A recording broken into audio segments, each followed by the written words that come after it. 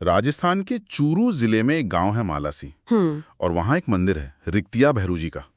इस मंदिर के बारे में जो कहानियां हैं वो मतलब बड़ी ही अजीब है। मैंने कुछ वीडियो देखे थे। हाँ, मैंने भी सुने। एक में कहते हैं कि गांव के किसी जमाई को उसकी सालियों ने मजाक मजाक में एक कुएं में उल्टा लटका दिया जी। और वहीं उसकी मौत हो गई। हाँ। और एक दूसरी कहानी भी है, बकरे वाली। हाँ वही, कि किसी ने मन्नत पूरी होने पर बकरा मूर्ति से बांध दिया और बकरे ने इतनी जोर से खींचा कि मूर्ति उल्टी हो गई। और कमाल की बात यह है कि मंदिर में मूर्ति वाकई उल्टी है और वो कुआं भी है जिसकी पूजा होती है। बिल्कुल। तो कहीं ना कहीं लगता है कि कुछ तो सच्चाई है, पर ये बातें मतलब एक जमाई को लटका देना या बकरे का मूर्ति पलट देना कुछ हजम नहीं होती। सही बात है। लोक कथाएं अक्सर असल कहानी को और नाटकीय बना देती है। तो आज हम इन्हीं कहानियों से थोड़ा आगे बढ़कर देखते हैं कि इतिहास में मालासी गांव और रिक्तिया भैरू जी की असल कहानी क्या है। चलिए इस गुत्थी को सुलझाते हैं। तो किसी भी कहानी को समझने के लिए सबसे पहले उसके किरदार जरूरी हैं। बिल्कुल। इस कहानी में दो मुख्य लोग हैं, लखाराम और मालाराम। और इनका रिश्ता ही इस पूरी कहानी की नींव है। ये दोनों जीजा साला थे। अच्छा, जीजा साला। जी। लखाराम, जिनका एक नाम लखा भैरू भी मिलता है, वो जीजा थे और मालाराम साले। विक्रम संवत 1507 में लखाराम की शादी मालाराम की बहन श्रृंगारी देवी से हुई थी। तो एक नए जीजा साले। फिर ये दोनों मालासी गांव कैसे पहुंचे? वो जगह तो वीरान थी। उस जमाने में ऐसा ही होता था, लोग नई जमीन की तलाश में निकल पड़ते थे। तो ये दोनों भी बैलगाड़ी में अपना सामान लेकर एक जगह पहुंचे और वहीं बस गए। और उन्होंने गांव का नाम रखा मालासी। हाँ, और दिलचस्प बात यह है कि गांव का नाम साले साहब यानी मालाराम के नाम पर रखा गया। अरे ये तो बड़ी अच्छी शुरुआत लगती है, साले के नाम पर गांव का नाम। पर एक सवाल है, उस जमाने में जमीन पर कब्जा करना इतना आसान था क्या? कोई राजा ठाकुर नहीं था? सवाल बहुत अच्छा है। वो इलाका छापरगढ़ के तहत आता था, जिसे आज हम ताल छापर कहते हैं। अच्छा, ताल छापर। हाँ, और वहां का ठाकुर था तेजपाल सिंह। तो कब्जा करने का मतलब था कि आपको लगान देना पड़ेगा। इन दोनों ने मिलकर करीब 12,000 बीघा जमीन पर हक जमाया। 12,000 बीघा बहुत ज्यादा है। तो बंटवारा बराबर हुआ होगा? यहीं से कहानी में पहला पेच आता है। बंटवारा बराबर नहीं हुआ। तो 9,000 बीघा जमीन मिली मालाराम को यानी साले को, और जीजाजी लखाराम को मिली सिर्फ 3,000 बीघा। क्या 3/4 साले को और बस 1/4 जीजा को? ये तो सरासर नाइंसाफी है। बिल्कुल। यहीं से रिश्ते में एक दरार पड़ गई थी। और मुझे लगता है आगे चल के ये दरार और भी गहरी हुई होगी। और उसे गहरा किया एक कुएं ने। तो गांव बस गया, जमीन भी जैसे तैसे बंट गई। अब आई पानी की बारी। जी। विक्रम संवत 1515 में एक कुएं की नींव रखी गई। और यही कुआं है जो आज मंदिर में है। अच्छा, वही कुआं? हाँ। वैसे शुरुआत में लखाराम ने एक अच्छा काम भी किया था। उन्होंने गायों के लिए एक तालाब बनवाया जिसका नाम लाख जोड़ा रखा। सब ठीक लग रहा था। लेकिन जैसे ही कुएं का काम शुरू हुआ, जीजा साले में फिर किसी बात पर अनबन हो गई। और इस बार बात बढ़ गई होगी। इतनी बढ़ गई कि कुएं का काम बीच में ही रुक गया। मामला ठाकुर के पास छापरगढ़ पहुंचा। और फैसला फिर से मालाराम के हक में आया। और इस सब में बहुत वक्त बर्बाद हुआ। कितना वक्त? 10 साल। 10 साल? अरे, एक कुएं को बनने में 10 साल लग गए। ऐसा भी क्या झगड़ा था? झगड़ा कितना बड़ा था ये तो नहीं पता, पर रिश्तों में कड़वाहट बहुत बढ़ चुकी थी। खैर, विक्रम संवत 1525 में जैसे तैसे वो कुआं बनकर तैयार हुआ। चलिए, देर से ही सही, कुआं तो बना। गांव वालों ने राहत की सांस ली होगी। ली तो होगी, पर असल तूफान तो अब आना बाकी था। अच्छा, और उसकी वजह बनी एक बहुत ही मामूली सी घरेलू घटना। क्या हुआ?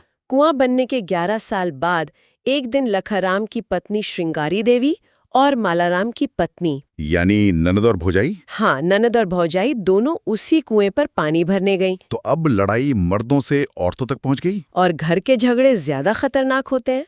बस पहले पानी भरने को लेकर दोनों में कहासुनी हो गई।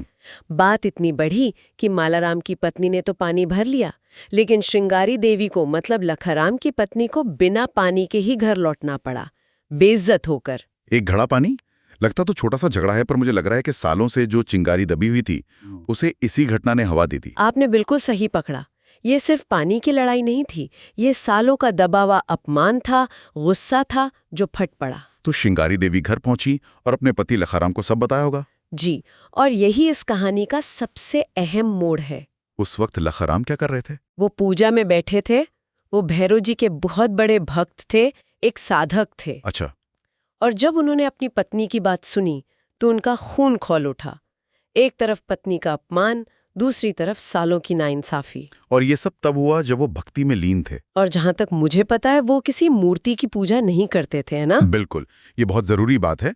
वो डाब नाम की एक घास से भैरू जी का एक पुतला बनाते थे और उसी की पूजा करते थे। तो उस दिन भी वो उसी पुतले की पूजा कर रहे थे? हाँ, और पत्नी की बात सुनकर उस भक्ति, क्रोध और दुख की मिलीजुली हालत में उन्होंने एक ऐसा कदम उठाया जिसकी कोई कल्पना भी नहीं कर सकता। क्या किया उन्होंने? उन्होंने उस डाब के पुतले में मंत्र फूके, अपनी बरसों की साधना, अपनी सारी आध्यात्मिक शक्ति उस घास के पुतले में डाल दी? हाँ, उसी में केंद्रित कर दी। फिर वो पुतला अपनी पत्नी को देकर कहा, इसे ले जाओ और उसी कुएं में फेंक दो। अरे बाप रे, ये तो सुनने में ही बहुत तीव्र लग रहा है। और फिर जो हुआ वो इतिहास बन गया। जैसे ही श्रृंगारी देवी ने वो पुतला कुएं में डाला, ठीक उसी पल यहाँ अपने घर में पूजा पर बैठे लखाराम ने अपने प्राण त्याग दिए। एक मिनट, क्या कह रही हैं आप? जैसे ही पुतला कुएं में गया, यहां लखाराम ने शरीर छोड़ दिया? जी हाँ। ये तो अविश्वसनीय है। मतलब एक इंसान अपने अपमान के चलते अपनी साधना की शक्ति से देवता बन गया। मान्यता यही है कि उसी क्षण लखाराम लखा भैरू से भैरू जी का रूप बन गए। और देव रूप में उनका पहला वचन क्या था जानते हैं? क्या था? गांव की जन्मी हुई बेटी से पूजा नहीं लूंगा। ये घटना विक्रम संवत 1536 की है। ये वचन दिखाता है कि वो घाव कितना गहरा था। तो लखाराम अब भैरू जी बन चुके थे, लेकिन उनका नाम रिक्तिया भैरू जी क्यों पड़ा? रिक्तिया का क्या मतलब है? इसका संबंध उनकी अधूरी साधना से है। माना जाता है कि क्रोध की वजह से उन्हें अपना शरीर समय से पहले छोड़ना पड़ा। उनकी भक्ति रिक्त रह गई, यानी खाली रह गई। रिक्त मतलब खालीपन, अधूरी रह गई भक्ति। ये तो बड़ा काव्यात्मक और दुखद नाम है। तो गांव वालों ने उन्हें देवता के रूप में कब अपनाया? गांव वाले तो उसी साल से, यानी विक्रम संवत 1536 से ही उन्हें पूजने लगे थे। आखिर उन्होंने ये सब अपनी आंखों से देखा था। लेकिन इसे कोई आधिकारिक मान्यता भी तो चाहिए होती होगी। बिल्कुल, और यहाँ मालाराम का किरदार फिर से आता है। अच्छा, मालाराम का? शायद उसे अपनी गलती का बहुत गहरा एहसास हुआ होगा। अगले ही साल विक्रम संवत 1537 में वो उस जमाने के रिकॉर्ड कीपर के पास गया। रिकॉर्ड कीपर मतलब? जिन्हें बड़वा कहते थे। वो एक बही रखते थे। एक मिनट, ये बड़वा की बही क्या चीज है? कोई सरकारी रिकॉर्ड? इसे आप एक तरह से वंशावली का आधिकारिक रिकॉर्ड समझ सकते हैं, जिसे भाट या राव समुदाय के लोग संभालते थे। इसमें किसी परिवार के देवता, पूर्वजों का ब्यौरा होता था। मतलब इसमें नाम लिखवाने का मतलब था कि देवता को सामाजिक मान्यता मिल गई। जी, तो मालाराम ने सोड़ाजी राव नाम के बड़वा को एक घोड़ी और एक साफा भेंट किया, उन्हें भोजन करवाया और फिर रिक्तिया भैरव का नाम उस बही में दर्ज करवाया। वाह, क्या कहानी है! एक जीजा साले का रिश्ता जो जमीन से बिगड़ा, कुएं पर उलझा और पानी भरने की लड़ाई के बाद एक ऐसे मोड़ पर खत्म हुआ जहां एक इंसान देवता बन गया। इसका सार यही है कि लखाराम ने अपनी साधना की शक्ति का इस्तेमाल बदला लेने के लिए नहीं, बल्कि शरीर त्याग कर समाज की सेवा के लिए देवरूप धारण करने में किया। तो ये तो हुई इतिहास की बात। आज क्या स्थिति है? लगभग 550 साल बाद मालासी में रिक्तिया भैरू जी का क्या महत्व है? विश्वास पहले से कहीं ज्यादा गहरा हो गया है। आज वो जगह एक बहुत बड़ा आस्था का केंद्र है। साल में 2 बार, भादवा और चैत्र के महीने में, वहाँ विशाल मेले लगते हैं। हजारों लोग आते हैं। लोग किस तरह की परेशानियां या मन्नतें लेकर आते हैं? ज्यादातर मान्यताएं परिवार और बच्चों से जुड़ी हैं। सबसे बड़ी मान्यता तो संतान प्राप्ति को लेकर है। अच्छा। जिन्हें संतान नहीं होती वो मन्नत मांगने आते हैं, और मन्नत पूरी होने पर बच्चे के पहले बाल चढ़ाने की रस्म, जात झड़ूला, वो भी यहीं होती है। मतलब बच्चों से जुड़ी आस्था बहुत गहरी है। बहुत ज्यादा। एक और मान्यता है कि अगर कोई छोटा बच्चा माँ का दूध नहीं पीता या जन्म के समय उसे कोई रोग लग जाता है तो लोग भैरू जी की पूजा करते हैं। ये कितनी दिलचस्प बात है। जिस व्यक्ति का गुस्सा एक पारिवारिक कलह से जुड़ा था, आज वही लोगों के परिवार की समस्याएं दूर करने वाले देवता बन गए हैं। और ये सिर्फ इंसानों तक ही सीमित नहीं है। मतलब अगर किसी के पशु बीमार पड़ जाएं, तो भी लोग भैरू जी के नाम का प्रसाद चढ़ाते हैं। ये दिखाता है कि आस्था जमीन से, ग्रामीण जीवन से कितनी जुड़ी हुई है। तो जिस कहानी की शुरुआत जमाई को उल्टा लटकाने या बकरे वाली लोक कथाओं से हुई थी, उसकी असल जड़ें मानवीय रिश्तों, अपमान, क्रोध और आखिर में एक अटूट भक्ति में छिपी हैं। बिल्कुल। एक व्यक्ति का अधूरापन, उसकी रिक्त रह गई भक्ति आज लाखों लोगों की आशाओं को पूरा करने का जरिया बन गई है। और ये कहानी हमें एक बहुत गहरा सवाल सोचने पर मजबूर करती है। क्या आस्था के केंद्र हमेशा बड़े चमत्कारों से ही जन्म लेते हैं, या फिर कभी-कभी लखाराम की तरह उनकी नींव में कोई बहुत गहरा इंसानी दर्द, गुस्सा और बलिदान छिपा होता है, जिसे हम समय के साथ पूजना शुरू कर देते हैं?